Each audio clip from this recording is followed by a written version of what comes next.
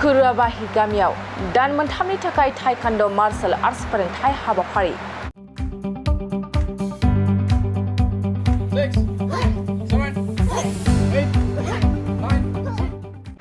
उदालगुरि जिल्ला अरां दखरानि सिङाव थानाय कुरुआबाहि गामि आफादा उन्दै उन्दै गथ' आरो लाइमोनफोरखौ लाना दान मोनथामनि थाखाय ताइक्वान्ड' मार्शल आर्ट्स फोरोंथाय होदों। सोलोंथाय बिथिंजों लोगोसे गेलेनाय बिथिङावबो नोजोर होदों कुरुआबाहि गामि आफादा। थारैनो गेलेनाय बिथिङावबो जावरिखांनाय लाबोनो नाजादों कुरुआबाहि गामि आफादा। मख'नो गोनांदि लाइमोनफोरखौ गाज्रि मुवा बाहायनायनिफ्राय जानगाराव दोननाय, गोग्गो सोलेर दानाय आरो साफा साफा राफोद गेलेगिरि दानायजों लोगोसे गोग्गो सुबुं सम्पद सोरजिनाय थांखिजों ताइक्वान्ड' मार्शल आर्ट्स फोरोंथायखौ होदों कुरुआबाहि गामि आफादा। आरो कुरुआबाहि गामिनि ताइक्वान्ड' मार्शल आर्ट्स फोरोंथाय होनायखौ गामि आरो ओनसोलनि सुबुंफ्रा गोजोननाय फोरमायदों। लोगोसे बे हाबाफारियावनो गोबां उन्दै उन्दै गथ' आरो लाइमोनफ्रा गोसो होनानै सोलोंनाय एबा बाहागो लानायखौबो नुनो मोन्दों। आरो बे ताइक्वान्ड' मार्शल आर्ट्स गेलेनाय फोरोंथाय होनायखौ बेखेवनानै होदों उदालगुरि जिल्ला इउपिपिएल दोलोनि नेहाथारि रतेन्द्र दैमारिया आरो ताइक्वान्ड' मार्शल आर्ट्सनि इन्सट्राक्टर एबा फोरोंगिरि महरै मनज बर'आ बाहागो लादों।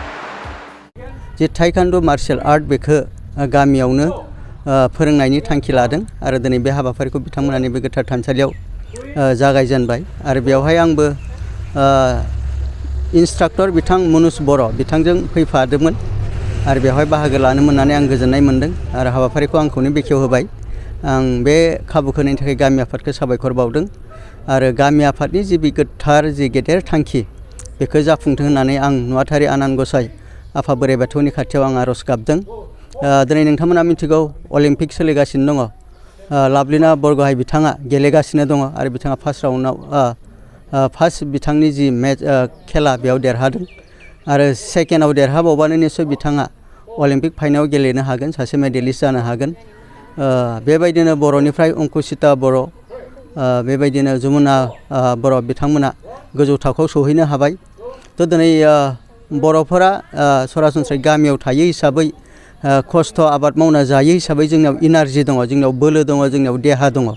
बेखौ जोङो जुदि फुटबलनिफ्राय लानानै सलायनायनिफ्राय लानानै बेबायदि केराटे बा बक्सिंनिफ्राय लानानै बिभिन्न स्पर्ट्सआवहाय जों जुदि फरायनायजों लोगोसे बाहायनो हायोबा जोङो सोरबा नङा सोरबा मोजां सासे गेलेगिरि जानो हायो आरो बेजों लोगोसे गावनि जिउखौ दैदेननो हायो, न'खरखौ जोङो दैदेननो हायो, बेजों लोगोसे गावनि मुंखौ बुहुमाव मुंदांखा खालामनो हायो।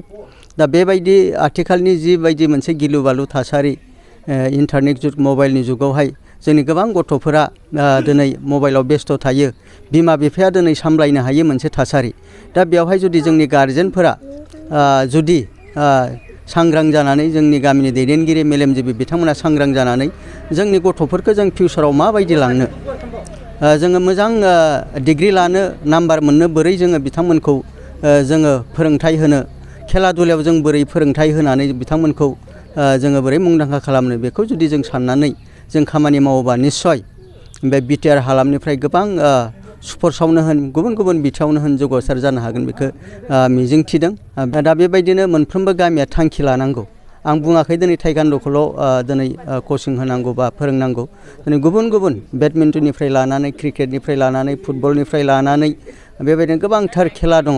बे मोनफ्रोमबो खेलायाव जाय जेराव फिट बेखौ जोंनि बिमा बिफा जोंनि गेदेर गोलाव बिथांमोना नोजोर होनानै बे गथ'आ मायाव फिट जागोन, फरायनायाव बिनि केपासिटिया बेसेबां, बबे खेलायाव बे फिट जागोन, बेबायदि जोङो बासिनानै साननानै स्टाडि खालामनानै बे जोंनि फंबाय बिनानाव उन्दै उन्दै गोरलै फंबाय बिनानाव बिथांमोनखौ जुदि जोङो कचिं होनानै लाङोबा बे गथ'फोरा मोनसे समावहाय बबेबा बिथिङाव बियो सुबुं सम्पद जानानै फैगोन आरो बेबायदिसो जों गोग्गो समाज, गुन गोनां समाज, गुन गोनां सोलोंथाइ, बे जोंनि जिथु थांखि दिनै दा बेबायदि मोनफ्रोमबो बिथिङाव सोरबा फरायसा आफादानो होन, सोरबा गामि आफादानो होन, सोरबा क्लाबानो होन, सोरबा राजनितिक हान्जायानो होन, गासिबो हान्जाया मोनफा नङा मोनफा बिथिङावहाय मदद होनानै बेबायदि समाजखौ गासै बिथिङाव जांख्रिखां होलाङोबा नैबे बिटिआर हालामा मोनसे समाव जोंनि मोन्थायखौ लानानै जि जुजिनानै जोङो गोबां गोग्लैसोनानै उन जानानै थालांबाय, बै उन जानानै थानाय बिथिंफोरखौ जोङो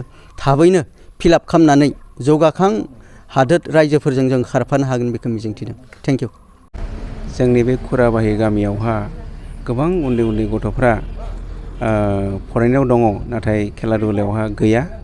बेखायनो जाहाथे जोंनि फरायनायजों लोगोसे खेला दुलायाव थानानै गावखौनो मोनसे गोग्गो सोलेर दानो हायो आरो लोगोसे जोंनि बे गामिनि माखासे गुबुंले जानाय जाय मानसिफ्रा माने ड्राग जानाय खामानि गैयाबा माने बायदिसिना मबाइलजों गेलेनाय बेफोरनिफ्राय जों जानगाराव थानो थाखाय जों बे खेला खालामनाय जादों। जाहाथे बे जों सानफ्रोमबो बेलासे बेलासे गेलेहोयोब्ला जाहाथे बिथांमोना बेफोरबायदि गाज्रि मुवानिफ्राय गोजानाव थाथों आरो गावखौनो माने गोग्गो सासे सुबुं दानो हाथों बेखौ साननानै जोंनि गासैबो जे खुराबाहि गामिनि रायजो राजा माइनावफोर आइजोफोर गासैबो जोंहा मोनसे डिसिसन लानानै जोङो बेखौ लानाय जादों।